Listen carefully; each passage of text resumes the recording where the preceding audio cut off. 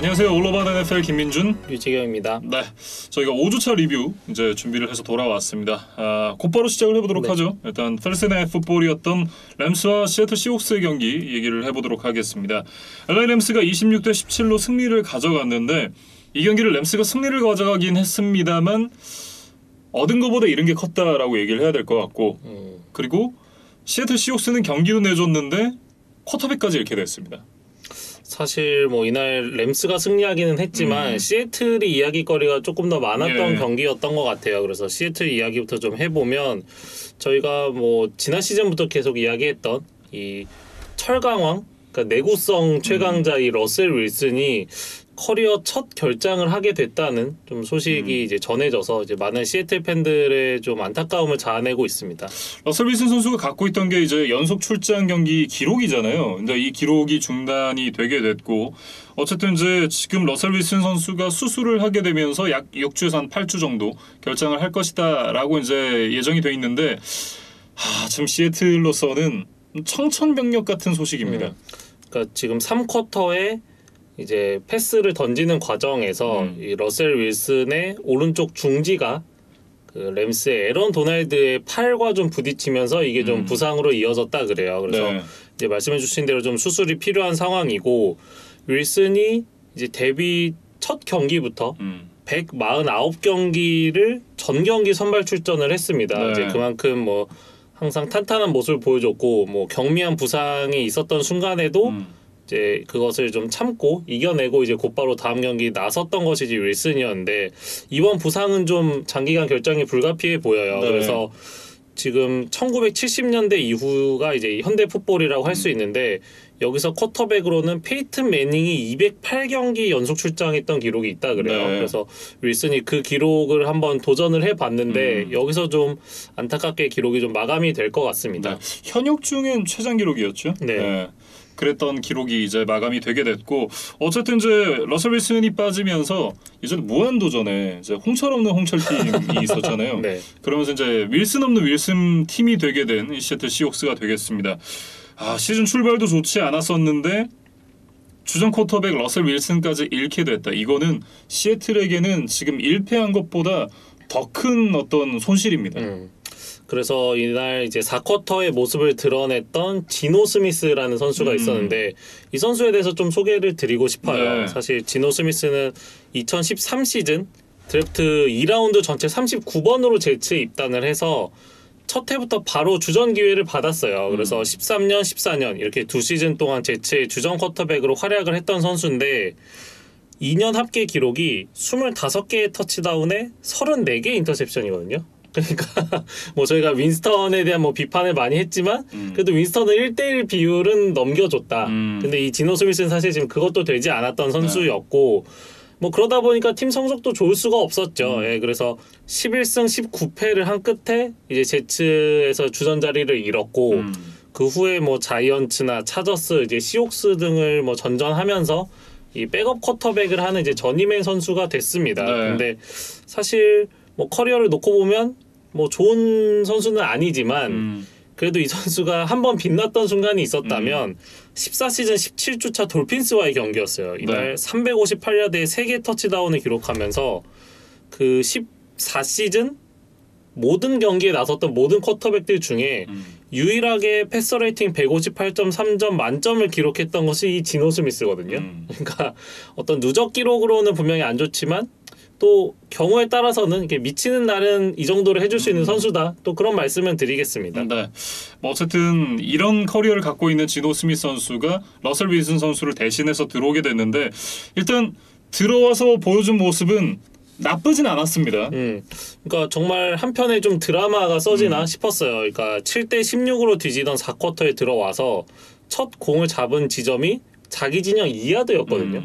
그러니까 이거는 뭐 평소에 경기를 많이 치르는 윌슨에게도 굉장히 부담스러운 상황이었을 텐데 뭐 지노 스미스는 워낙 오랜만에 경기 출전이었으니까 그래서 사실 기대를 안 했는데 그 드라이브에서 바로 98야드 터치다운 드라이브를 만들어내면서 이 홈팬들의 좀 분위기를 다시 달궈줬어요. 그러면서 램스가 이제 곧바로 달아나긴 했지만 그 다음 드라이브에서 또 필드골로 추격을 했고 결국 6점 차, 그러니까 터치다운 하나면 뒤집을 수 있는 상황에서 경기 종료 2분을 남기고 공격권을 잡았거든요. 그러니까 정말 뭐 지노 스미스가 이제 영웅으로 등극하나 뭐 이런 생각이 좀 들었는데 그런 기대감이 이제 머릿속에서 뭐 떠나가기도 전에 네. 바로 첫 번째 패스가 이제 인터셉션이 나오면서 이날 그 중계를 맡았던 조버 캐스터가 한 말이 좀 인상적이었어요. The drama is over. 네, 뭐 그 한마디로 이날 경기 4쿼터를 좀 요약할 수 있을 것 같습니다. 네. 뭐 어쨌든 이제 이 윌슨 선수가 이날 처음에 부상으로 빠진 이후에도 사이드라인에 계속 있었기 때문에 그래도 그렇게까지 큰 부상은 아닐 것 같다라고 생각을 했었는데 생각보다 이제 큰 부상임이 밝혀졌고 장기간 결장이 불가피하게 됐습니다.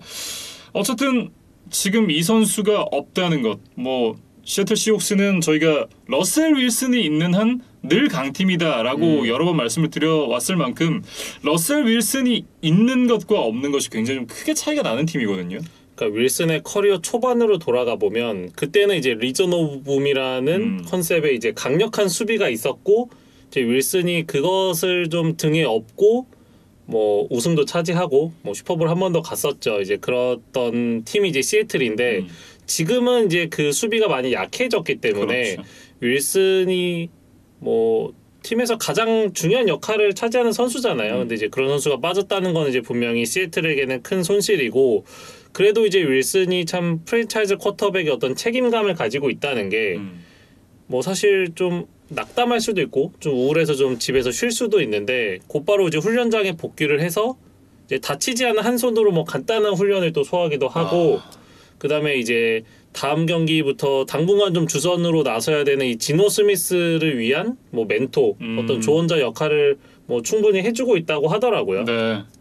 뭐 어쨌든 좀 빨리 돌아와야 될 것 같고 지노 스미스 선수의 입장에서는 참 여러 팀을 전전하다가 이제 선발로 나설 수 있는 기회를 다시 한번 잡게 됐는데 또 좋은 모습 보여주길 한번 기대를 해보겠습니다. 17년 자이언츠 시절 이후로 첫 선발 출전을 눈앞에 두고 있는데 만약 이 기간 동안 좀 좋은 활약을 한다면 이제 과거에 테디 브리지워터가 세인츠에서 그랬던 것처럼 그 다음 시즌에 어떤 주전 자리를 찾아서 좀 계약을 새로 할 수도 있는 거잖아요. 그렇죠. 그래서 지노 스미스의 어떤 커리어에도 좀 마지막 기회가 온 것으로 보입니다. 네, 이제 램스 얘기로 좀 이어가 보겠습니다.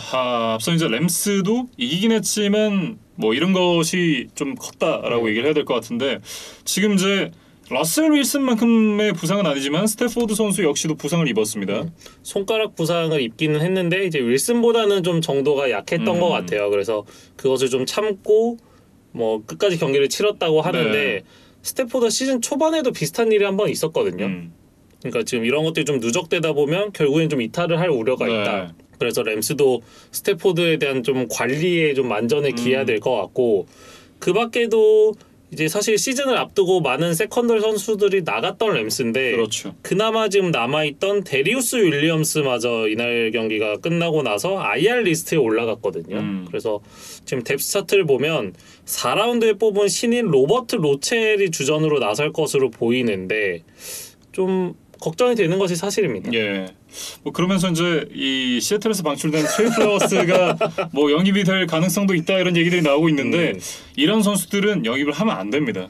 김민준 아나운서가 램스의 단장이나 감독이라면 아마 절대 영입을 하지 않을 텐데 절대 안 하죠. 네. 혹시나 이제 램스가 혹해서 이 선수를 물게 되지는 않을까 뭐 좀 그런 생각을 해봤고 네. 그다음에 이제 이날 경기에서 좀 잘했던 선수들 그래도 이제 칭찬을 해보면 이제 로버트 우즈가 모처럼 150야드를 해줬습니다. 사실 전반적으로 이제 쿠퍼컵에 좀 가려져 있었어요. 그러니까 그렇죠. 두 선수가 거의 넘버 1, 2를 가릴 수 없을 정도로 잘해주던 선수들인데 이번 시즌에는 좀 컵은 부각되고 우즈는 좀 죽은 듯한 모습이 보였거든요. 근데 이날은 좀 로버트 우즈가 제 역할을 해줬다는 생각이고 네. 에런 도날드도 뭐 꾸준하게 또 색을 하나 추가했는데 그러면서 지금 통산 88.5개가 됐거든요. 그러면서 이 램스 프랜차이즈 역대 최다 기록을 또 세우는 그런 뭐 영광스러운 뭐 하루였습니다. 엣지도 아니고 인테리어가 이렇게 프랜차이즈 최다 색 기록을 갖고 있다는 것도 정말 대단한 기록인 것 같고 이날 또 에런 도널드가 명짤을 하나 만들어냈잖아요. 두 명의 이제 이 오라인 선수들이 이렇게 맞고 있는데 그 사이를 이렇게 헤치고 가는 그런 이제 사진이 하나 나왔는데 와 진짜 대단하더라고요. 뭐 에런 도널드는 참 슬럼프가 없는 정말 꾸준한 선수인 것 같습니다. 네. 어쨌든 이렇게 램스와 시옥스의 경기부터 살펴봤고요. 다음 경기는 이제 런던에서 펼쳐졌던 경기 뉴욕 제츠와 애틀랜타 펠컨스의 경기였습니다. 이 경기 이제 애틀랜타 펠컨스가 27대 20으로 승리를 가져갔는데 2년 만에 이제 이 NFL 인터내셔널 게임이 펼쳐졌습니다. 그러니까 2019년 11월 그 멕시코에서 펼쳐졌던 경기 이후로 약 23개월 만에 이제 재개가 됐습니다. 네. 사실 지난 시즌에도 뭐 계획은 있었지만 코로나 때문에 좀 열리질 못했거든요. 근데 그 토트넘 하스퍼 스타디움에서 이제 많은 유럽 풋볼 팬들과 함께 또 경기를 하고 저희가 그걸 또 이렇게 일요일 저녁에 지켜볼 수 있어서 그렇죠. 또 굉장히 재밌었습니다. 네, 저도 이제 라이브로 봤었는데 생각보다 NFL이 영국 내에서 인기 많습니다. 그러니까 제가 그 N본부에 있던 시절에 한 2년 차인가 3년 차 끝나고 이제 영국의 EPL 경기를 보러 갔었거든요. 그때 갔다가 친구를 만났었는데 그때 이제 런던 경기를 보러 갔다라고 얘기를 하더라고요. 그러면서 하는 얘기가 경기가 어떻게 흘러가는지는 잘 모르겠는데 재밌더라라고 얘기를 하고. 제가 아는 이제 이 영국 사람들의 어떤 그 뭐라고 해야 될까요? 어떤 성향? 네, 기본적인 성향이라든지 이런 걸 생각해 보면 굉장히 마초적이에요. 네, 특히나 이 워킹 클래스에 있는 사람들은 정말 그 남자다움 어떤 그 뭐라고 해야 될까요? 진짜 마초적인 그런 것들이 있는 그런 문화이기 때문에 축구도 보면 굉장히 거칠잖아요. 그렇죠. 네, 그런 스포츠가 영국 사람들한테 굉장히 잘 맞고 어쨌든 이 두 스포츠가 뿌리가 또 같기 때문에 유럽에 있는 그 어떤 나라들 중에 가장 좀 잘 스며들 수 있는 곳이 또 영국이 아닌가 그런 생각이 좀 드네요. 그리고 또 영연방 국가들에서 인기가 있는 스포츠가 또 럭비잖아요. 이제 물론 뭐 중요한 컨셉들 몇 가지는 다르지만 그래도 조금 비슷한 뭐 유사성이 있는 스포츠이기 때문에 또 영국 팬들에게는 조금 더 받아들이기 쉬운 것이 바로 이 미식축구가 아닌가 싶습니다. 네, 어쨌든 이제 본격적인 경기 얘기로 들어가면 펠컨스가 이날 이제 이 리시버들이 거의 뭐 나오지 못했습니다. 뭐 부상 그리고 뭐 개인적인 이유들 때문에 경기에 나서지 못했는데 그랬기 때문에 칼 피츠의 경기력이 굉장히 좀 중요한 그런 경기였는데 이날 뭐 통산 첫 번째 터치다운을 기록을 하기도 하면서 좋은 모습을 보여줬어요. 그러니까 10번의 타겟이 됐어요. 근데 그중에 무려 9번을 잡아냈고 119야드에 1개의 터치다운. 그러니까 펠컨스가 카일 피츠를 4번으로 뽑았을 때는 이제 이 정도의 경기력을 좀 꾸준히 보여줄 수 있을 거라는 좀 기대감이 있었으니까 이렇게 높은 순번에서 뽑았을 거잖아요. 네. 근데 카일 피츠가 물론 뭐 팀 사정이 전체적으로 좋지 않다 보니까 앞선 4경기에서는 이제 그만한 파괴력을 보여주지 못했던 것도 사실인데 적어도 이날만큼은 좀 자신의 기대치에 부응하는 그런 활약을 해줬다는 생각입니다. 예. 특히나 이제 4쿼터 중반에 이 뭐라고 해야 될까요? 달아나야 되는 입장에서 이 빅플레이를 만들어줬던 것 이게 좀 기억이 많이 남는데요. 그게 39야드짜리였는데 뭐 이전에 훌리오 존스가 해주던 것이고 또 지난 시즌에 켈빈 리들리가 해주던 역할이 이런 거였습니다. 그래서 칼 피츠가 좀 그 역할을 이어받아야 될 것 같고 맷 라이언 이야기를 해보면 이제 말씀해주신 이제 핵심 리시버들이 없었고 또 경기 중에는 이제 다른 동료들이 2번이나 펌블 턴오버를 기록을 했어요. 그러다 보니까 조금 흔들릴 만한 여지도 분명히 있었는데 모처럼 좀 매티 아이스다운 경기력을 보여줬다. 그래서 342야드에 2개 터치다운이었고 서드다운과 포스다운 컨버전을 합쳐보면 15번 중에 무려 10번을 해냈거든요. 네. 이제 그러다 보니까 좀 안정적으로 이제 공을 오래 가지면서 이제 득점을 쌓아 나갈 수가 있었습니다. 네. 사실 저는 근데 이 경기 보면서 생각했던 게 아니 러핑 더 패서를 너무 심하게 부는 것이 아닌가. 펠컨스의 첫 번째 드라이브에서 제츠가 이 서던 컨버전을 막았어요. 그랬는데 반칙이 선언됩니다. 그러니까 다시 이 리플레이를 돌려봤을 때는 퀸시 윌리엄스가 공이 떠나기 전에 맨 라인을 덮치는 장면이 있었거든요. 근데 여기서 러핑 더 패서 반칙이 선언이 됐어요. 그러니까 이 경기도 그랬지만 전반적으로 요즘 이 러핑 더 패서 반칙을 너무 좀 과하게 보는 것이 아닌가 하는 생각이 좀 들었습니다. 그러니까 엣지 러셔들 입장에서는 이거 뭐 색을 하라는 거냐 말라는 거냐 좀 그런 억울한 생각이 들 정도의 판정들이 가끔 보이거든요. 그렇죠. 네, 그래서 물론 선수의 안전도 중요하지만 이 색을 또 좋아하는 NFL 팬들이 많기 때문에 이제 좀 적당한 어떤 좋은 기준안을 좀 마련을 해서 좀 모두가 납득할 수 있는 좀 룰이 이제 생겼으면 좋겠습니다. 그리고 이제 다시 이 펠컨스 얘기로 돌아가서 패터슨이 이날도 잘했어요. 네. 그러니까 중간에 이제 뇌진탕 때문에 좀 잠깐 빠지는 시간도 있었지만 결국 다시 돌아왔고 기록적으로 일단 114 스크리미지 야드를 해줬으니까 뭐 굉장히 잘해줬습니다. 근데 예. 뭐 저는 이제 기록도 기록인데 조금 기억에 남는 장면이 하나 있다면 그 라인 오브 스크리미지 뒤쪽에서 공을 이어받았어요. 그래서 이제 패터슨이 전진을 시도를 했는데 이거는 뭐 아무리 신이 와도 어떤 플러스 야드 플레이를 만들어내기가 쉽지 않은 환경. 그러니까 이미 수비수들에게 이제 잔뜩 둘러싸여 있는 곳에서 이제 공을 잡았어요. 근데 보통의 이 스킬 플레이어진들은 뭐 그냥 정면 돌파를 하든 아니면 옆으로 어떻게 좀 비집고 가보다가 보통 이제 야드 손해를 보고 이제 태클을 당하는 경우가 많은데 패터슨이 거기서 놀랍게도 사이드라인으로 공을 던져버리더라고요. 네, 그러면서 물론 이제 다운은 하나 손해를 봤지만 야드는 손해를 안 봤습니다. 그래서 참 쿼터백이 이런 플레이를 하는 거는 뭐 충분히 볼 수 있지만 이 리시버나 러닝백이 이런 플레이를 하는 거는 저는 좀 처음 본 것 같아요. 그래서 정말 어떤 베테랑의 경험 그리고 지금 패터슨이 요즘 뭐 풋볼이 잘 되다 보니까 이런 것까지 좀 수가 보이나 보다 이런 생각이 좀 들었습니다. 네. 뭐 어쨌든 굉장히 베테랑다운 모습을 보여줬었던 코더럴 패터슨이었고 이날 이제 4쿼터에 멜 라이언이 일라이 매닝을 제치고 역대 패싱 야드 8위로 올라섰습니다. 일라이 매닝이 8위였다는 게 또 대단하네요.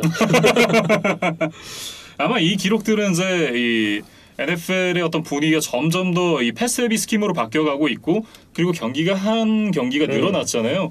그런 부분들 때문에 아마도 이제 지금 당장에 누가 기록을 경신하기 쉽지 않겠지만 톰 브레이디의 1위 기록도 언젠가는 깨질 운명이다. 뭐 그렇게 좀 봐야 되지 않을까요? 그런데 제가 지난주에 한번 계산을 같이 해봤잖아요. 근데 다른 선수들은 몰라도 브레디의 기록만큼은 쉽지 않을 것이다. 쉽진 않겠지만 이게 16경기였다면 제가 그렇게 말씀드렸을 거예요. 이게 칼 립켄 주니어의 연속 출장 기록만큼이나 깨지기가 쉽지 않은 기록일 것이다 라고 말씀을 드릴 텐데 이제 그 정도는 아니라는 거죠. 이제 깨질 가능성이 언제든 존재를 하는 기록이 됐다. 물론 뭐 브레이디가 은퇴를 언제 하느냐에 따라 조금 달라지긴 하겠습니다.만 저희가 누군가 그 브레이디의 기록을 깼을 때까지 이 방송을 할 수 있을지 그것도 좀 궁금하네요. 예, 뭐 어쨌든 맨 라이언이 이제 역대 패싱 야드 8위로 올라서게 됐고 이날 이제 구영애 선수도 또 안정감 있는 모습을 이어갔습니다. 구영애 선수가 이제 100%킥 성공을 하던 것은 좋았는데 이제 장거리 킥 기회가 좀 없었던 것은 아쉬웠거든요. 근데 이제 이날 처음으로 52야드짜리 킥 기회가 왔어요. 그래서 시즌 처음인데 이걸 과연 넣을 수 있을까? 조금 이제 반신반의하면서 봤는데 뭐 굉장히 편안하게 안정적으로 넣었습니다. 그래서 이 장거리 필드골을 포함해서 2개의 필드골 그리고 3개 엑스트라 포인트를 모두 성공시켰거든요. 네. 그래서 시즌 5경기로 보면 필드골 7개와 엑스트라 포인트 10개를 모두 성공시키고 있습니다. 그래서 지금 지난 시즌에 이어서 굉장히 잘 해주고 있는데 뭐 오게티를 하나 꼽자고 하면 이 펠컨스가 지금 펀터가 바뀌면서 구영애 선수가 다시 킥오프 역할까지 담당을 하고 있어요. 근데 이날 후반 시작과 함께 이제 킥오프를 했던 것이 조금 낮고 또 좀 짧게 갔거든요. 네. 이제 그러다 보니까 상대 리터너가 65야드나 이제 리턴을 하게 되는 그런 좀 아쉬운 장면이 있었습니다. 물론 리터너가 잘한 거고 또 펠컨스의 어떤 스페셜 팀이 그 선수를 잘 제지하지 못한 게 1차적인 원인이지만 구영애 선수가 좀 이런 좀 기회 자체, 그러니까 빌미 자체를 좀 안 줘야 된다. 이제 그런 말씀을 좀 드려야겠어요. 네. 그리고 이제 이 뉴욕 저치 얘기로 좀 이어가 보겠습니다. 일단 전반전을 압도했던 게 이 애틀랜타 펠컨스였다면 그대로 경기를 끝내진 않았습니다. 후반전에 이제 저치가 이 다른 모습을 보여주면서 반격을 시작을 했었는데 특히나 이제 후반에 좋아졌던 그런 이 원인은 수비에 있다라고 봐야겠죠. 그러니까 수비가 조금 이제 펠컨스를 제어를 해주면서 윌슨에게 좀 기회를 만들어 준 것 같아요. 근데 윌슨의 전체적인 경기력은 그렇게 높은 점수를 주기는 어려울 것 같습니다. 일단은 뭐 경기 내내 동점이나 뭐 리드를 한 번도 잡지 못하고 이제 완패를 당한 점이 있고 또 이제 경기 전체적으로 한 번에 30야드 이상을 나아가는 좀 빅플레이가 없었거든요. 그러니까 윌슨이 첫 승을 거뒀던 테네시전과 비교해보면 이런 빅플레이를 만들어내는 능력이 좀 나오질 않았다. 이제 그게 좀 페인이 아니었나 싶습니다. 네. 하지만 이제 역시나 팀이 제치라는 거를 감안을 해야 되지 않나라는 생각이 좀 들고 전반적으로 이제 이 경기력 측면에서는 애틀랜타 펠컨스에게 좀 많이 밀렸다라고 얘기를 해야 될 것 같습니다. 그리고 이제 어쨌든 저희가 인터내셔널 게임에 대한 이야기를 하고 있으니까 예.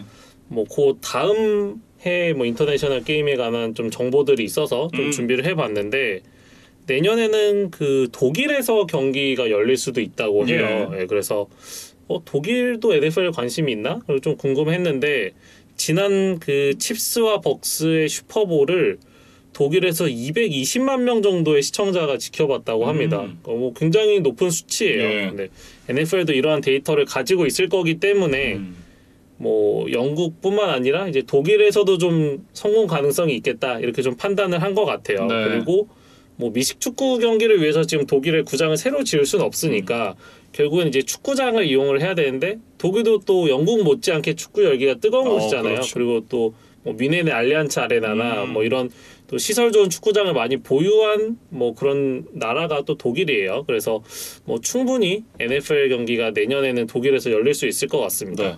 저희도 이제 이 상암이라는 좋은 곳이 있거든요. 그러니까 저도 이제 그 얘기를 좀 적어왔는데 이제 원래 기존에는 뭐 잭슨빌 위주로 좀 인터내셔널 경기에 펼쳐지고 뭐 그렇죠. 다른 팀들이 뭐 한 번씩 오는 이제 이런 시기였다면 리그 사무국 차원에서 이제 균등하게 인터내셔널 게임을 이제 로테이션으로 보내겠다고 이제 발표가 났었어요. 예. 그래서 아마 제 기억에는 뭐 매년 4경기씩을 한다고 했으니까 4년에 한 번씩은 이제 다른 나라로 가서 경기를 해야 되는 거죠. 네. 근데 뭐 요거는 이제 제 그냥 개인적인 바람인데 이왕 이런 문화를 정착을 시킬 거면 그 32개 팀이 좀 제2의 연고지를 좀 가지는 느낌으로 해보면 어떨까? 그러니까 뭐 예를 들면 영국의 런던에는 잭슨빌이 가고 네. 뭐 독일에는 뭐 뉴잉글랜드가 가고 뭐 아무 개연성은 없지만 그냥 그렇죠, 그렇게 그렇죠. 한번 배치를 해보면 어떨까 싶고 뉴잉글랜드가 영국으로 가야 되지 않을까요? 뭐 뉴잉글랜드인데. 뭐 아니면 맨체스터나 네. 그런 개념에서 카일러 머리가 있는 카디널스가 한국으로 오면 어떻겠느냐. 뭐 이제 그런 뭐 혼자만의 좀 기대를 해보면서 좀 얘기를 맞춰보고자 합니다. 그것도 너무 좋은데요. 근데 생각을 해보면 이게 애틀랜타 펠컨스랑 애리조나 카디널스가 한국에서 붙는다. 와 이거 생각만 해도 가슴이 웅장해지네요.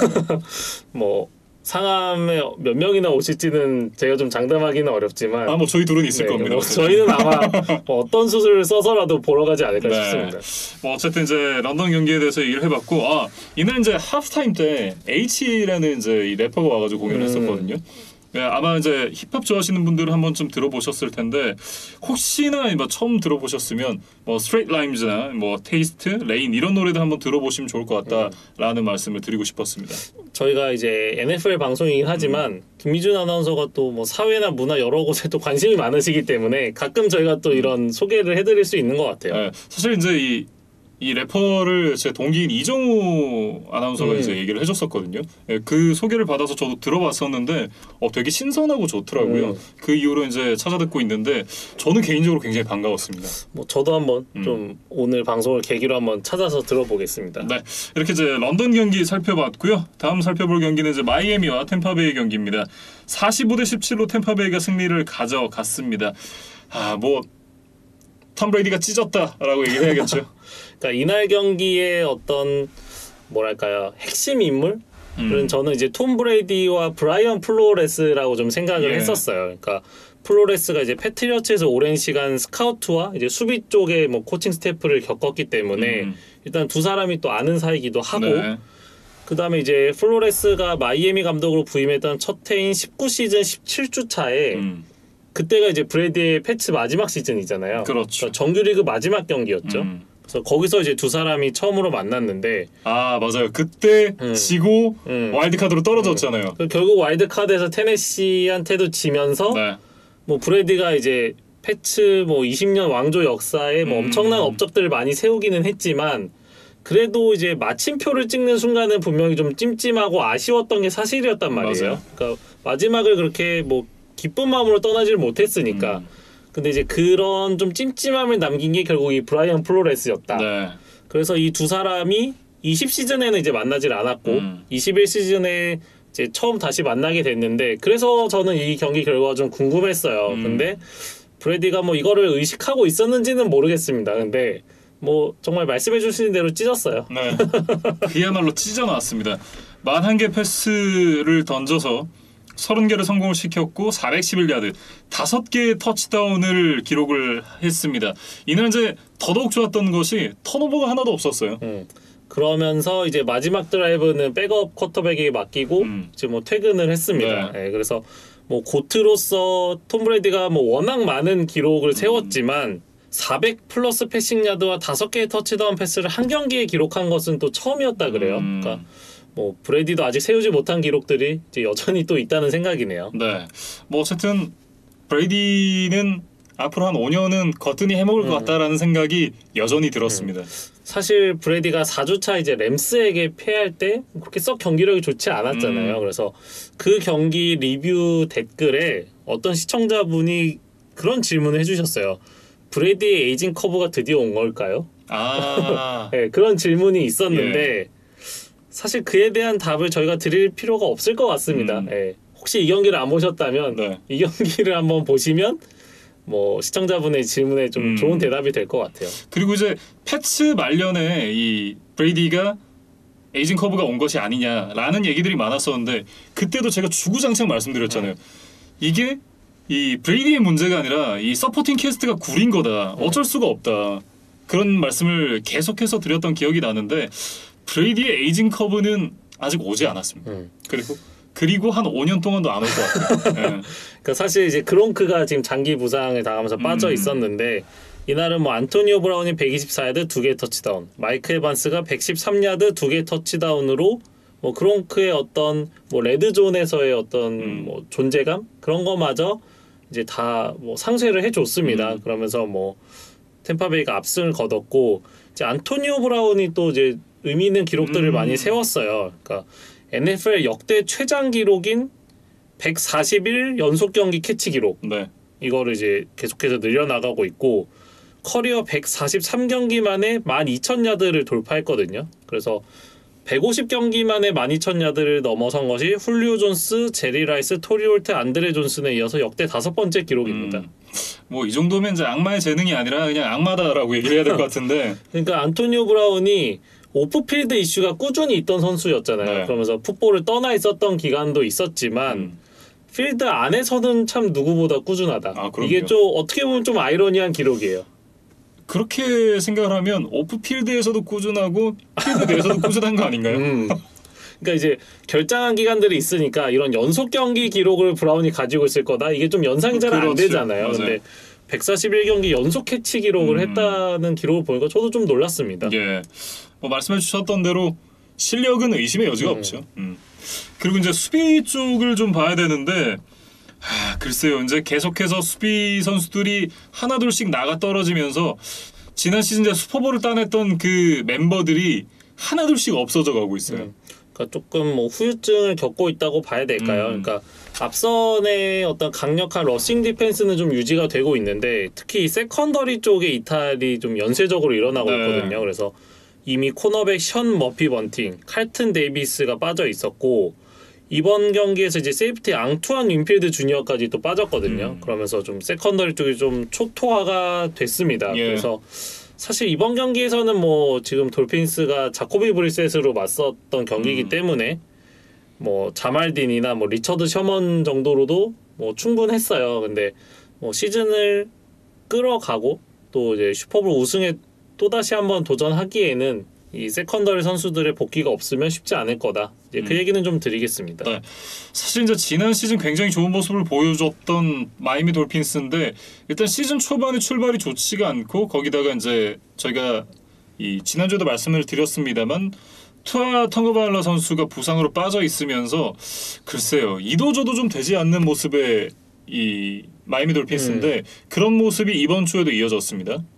그러니까 브리셋이 뭐 경기 초반에는 좀 준수한 경기력을 보여줬는데 이게 수비가 벅스를 전혀 제어하지 못하니까 뭐랄까요, 뭐 뱁새가 황새 못 따라가는 것처럼 이제 브리셋이 사실 브레이디나 뭐 템파베이의 공격력을 따라갈 수는 없었죠. 네. 그래서 3쿼터 중반에 뭐 7점 차 정도까지 쫓아간 것이 이제 가장 근접했던 순간이었는데 브레이디에게 이제 터치다운을 내주고 3&아웃.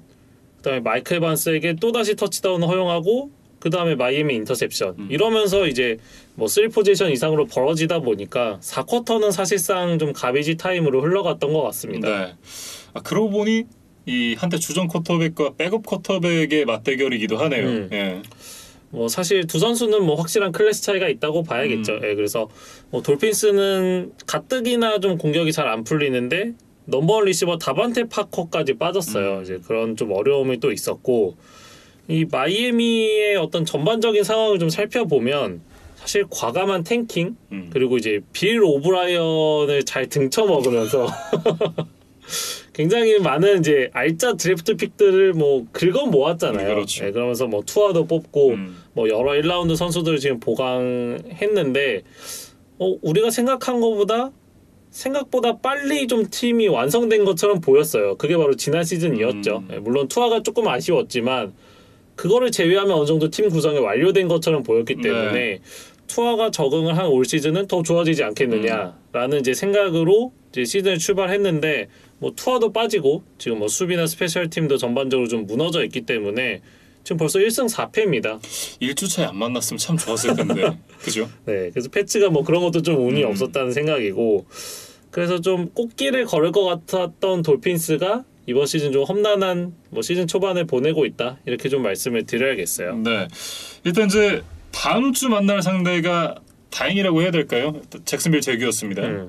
사실 뭐 반등을 할 수 있는 뭐 더없이 좋은 기회라고 봐야겠죠. 근데 이제 좀 부담스러운 거는 런던까지 날아가야 된다는 거. 이 인터내셔널 게임이라는 게 좀 부담이고 사실 제츠와 펠컨스가 이번 주 런던을 갔다 왔는데 네. 그 팀들은 6주 차에 바로 바이위크를 가집니다. 그래서 조금 회복할 시간을 갖고 이제 미국에서 나머지 경기를 치를 예정인데 돌핀스는 시즌 후반부인 14주 차이나 바이위크가 있어요. 그래서 런던을 다녀와서도 한참 거의 2달 가까이 계속해서 경기를 치러야 된다는 네. 점. 그러니까 지금 팀 분위기가 안 좋은 상황에서 이 바이위크마저 조금 안 도와주는 느낌이다. 그러니까 14주 차가 갈 때쯤에 이미 돌핀스가 100기를 들어버린 상황일 수도 있으니까 네. 그때는 바이위크가 아무 소용이 없잖아요. 그렇죠. 그래서 이런 온도 좀 작용하지 않는 것 같습니다. 네. 어쨌든 이 템파베이 버커니어스와 마이애미 경기 살펴봤고요. 다음은 필라델피아와 캐롤라이나 팬서스의 경기입니다. 21대 18. 필라델피아 이글스가 승리를 가져갔는데 와, 참 경기 내용이 장난이 아니었다라는 얘기 들었어요. 사실 가장 좀 고통스러운 경기였다. 그러니까 이 이글스와 팬서스의 경기가 40분 하이라이트가 한 45분 정도 이제 듀레이션이 됐었거든요. 네. 근데 좀 보는 과정 그리고 이제 다 보고 났을 때 체감상은 한 1시간 반 정도 본 것 같은 좀 굉장히 좀 답답한 경기였습니다. 그러니까 숫자로 좀 말씀드리면 두 팀 합쳐서 15개의 페널티가 나왔고 뭐 그거는 그럴 수 있죠. 근데 턴오버가 양 팀 다 5개였어요. 그러니까 양 팀 팬들 어느 쪽이라도 좀 뒷목을 잡을 수밖에 없는 경기였다. 근데 이제 그나마 어떤 바보와 바보의 대결에서 이글스가 이제 4쿼터 막판에 역전승을 거두면서 뭐 이긴 바보가 됐다. 네. 이 정도로 좀 정리를 하겠습니다. 아, 참 이 류지경 PD가 굉장히 재미있는 표현을 만들어 오셨는데 원래 이제 이 이글스의 응원 구호가 Fly Eagles Fly잖아요. 마이크 트라우시 항상 그 트위터에 남기는 그 문구기도 하죠. 네. 근데 그거를 이제 좀 변형을 해서 갖고 오셨습니다. 그러니까 저희가 몇 주 전에도 이 이글스의 어떤 페널티 문제에 대해서 좀 지적을 했는데 갑자기 그 단어가 생각이 나더라고요. 플래그 이글스 플래그. 이글스의 응원구를 좀 바꿔야 되지 않을까 싶을 정도로 이번 시즌 뭐 계속해서 페널티 때문에 좀 고생을 하고 있습니다. 물론 네. 이 경기는 이겼지만 그래서 이날도 뭐 페널티 숫자 자체는 적었어요. 뭐 6개니까. 근데 좀 중요한 순간마다 나왔고 뭐랄까 좀 납득이 되지 않는 페널티. 그러니까 뭐 상대를 열심히 막다가 뭐 페널티가 불리는 건 좀 그럴 수 있다 하더라도 이날 좀 반칙 상황들을 보면 첫 수비에서 페이스 마스크 반칙을 범했어요. 그러니까 사실 마스크는 무조건 잡으면 안 되는 어떤 안 되죠. 네, 영역이잖아요. 그러니까 이걸 잡았다는 것 자체가 좀 납득이 안 되고 그 다음에 이제 제일런 허츠가 패싱 터치다운 성공시킨 순간에 오펜시브 패스 인터피어런스로 취소. 그 다음에 이제 상대가 어떤 뭐 태클을 안 당하기 위해서 그 수비 앞에서 이미 이제 넘어졌거든요. 그럼 이제 터치만 하면 되는데 거기에서도 불필요한 히트를 가했다가 또 뭐 퍼스널 파울을 먹는 좀 뭐랄까요?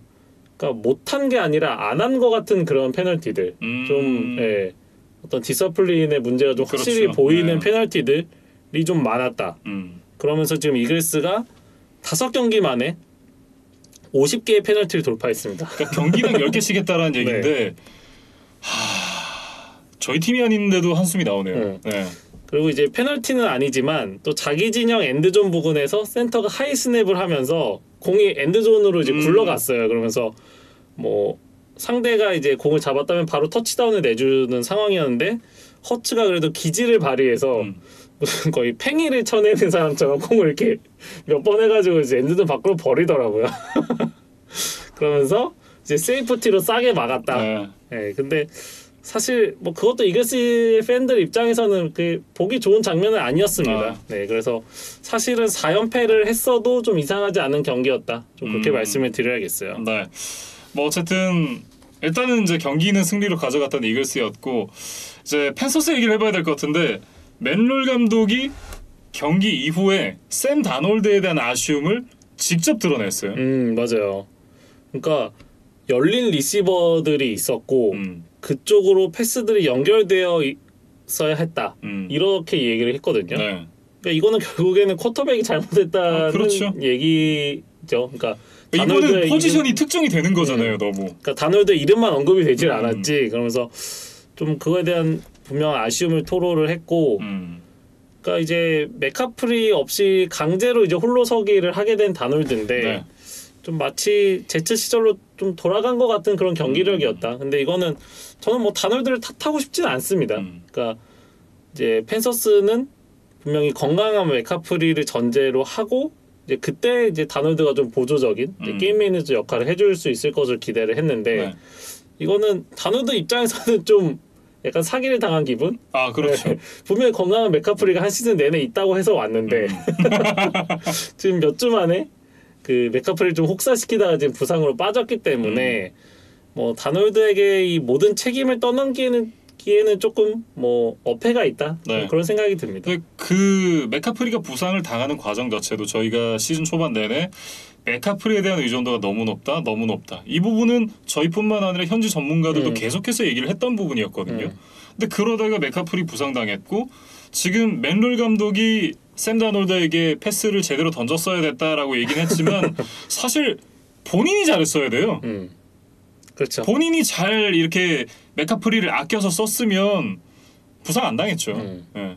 그래서 이제 다놀드가 이날 3개 인터셉션을 던지면서 좀 아쉬운 경기력을 보여줬고 뭐 이제 경기의 어떤 승부처가 됐던 장면을 좀 살펴보면 이제 펜서스가 13대 18로 추격을 당한 시점에서 공격을 시도했는데 이게 또 잘 되질 않았어요. 그러면서 이제 펀트를 시도를 했는데 이게 TJ 에드워즈에게 블락을 당한 것이 좀 결정적이었습니다. 그러면서 이글스가 이제 상대 진영 27야드 지점에서 공격을 잡았고 제일런 허츠가 러싱 터치다운을 성공시키면서 역전을 했어요. 네. 그래서 일단 펜서스가 좀 궁지에 몰렸고 그래도 마지막 기회는 있었으나 여기서 또 다놀드가 인터셉션을 던지면서 결국 이제 승리는 좀 이글스의 차지가 됐습니다. 네. 뭐 어쨌든 이글스가 승리를 가져가긴 했습니다만 역시나 시츄에이셔널 풋볼이 좀 되지 않았던 부분에 대해서 준비를 해 오셨는데요. 이날 마일 샌더스의 좀 마지막 플레이들이 좀 아쉬웠거든요. 그러니까 이때 이글스의 마지막 드라이브에서 시간만 태우면 되는 상황이었어요. 그러니까 필드골도 사실 필요가 없었는데 네. 2번이나 사이드라인 밖으로 나가는 좀 행동을 하고 말았습니다. 그러니까 그러면서 이제 시간을 멈춰준 거죠. 그렇죠. 네, 현지 그 중계를 맡았던 해설자가 그렉 올슨이었는데 펜서스가 타임아웃이 5개인 것 같다라는 이야기로 좀 우회적으로 이 마일 샌더스의 이 2번의 플레이를 좀 비판을 했습니다. 네. 그래서 뭐 샌더스가 지금 뭐 백업 선수도 아니고 이글스에서 굉장히 중요한 주전 러닝백 선수라면 이런 장면에서는 조금 뭐 상황 판단을 잘해서 제 역할을 해줘야 되지 않나 그런 생각이 듭니다. 네, 이렇게 이제 이겼지만 이기지 않은 것 같은 이글스, 그리고 경기도 지고 내용도 진 팬서스에 대해서 얘기를 해봤고요.